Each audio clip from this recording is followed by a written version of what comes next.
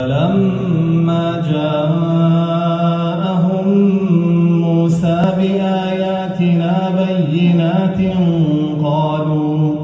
قالوا ما هذا إلا سحر مفترى وما سمعنا بهذا في آبائنا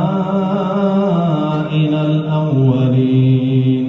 وقال موسى رب أعلم بمن جاء بالهدى من عنده ومن تكون له عاقبة الدار إنه لا يفلح الظالمون.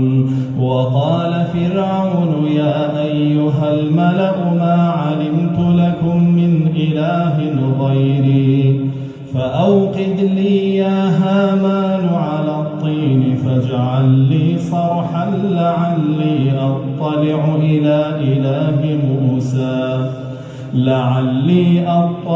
إلى إله موسى وإني لأظنه من الكاذبين.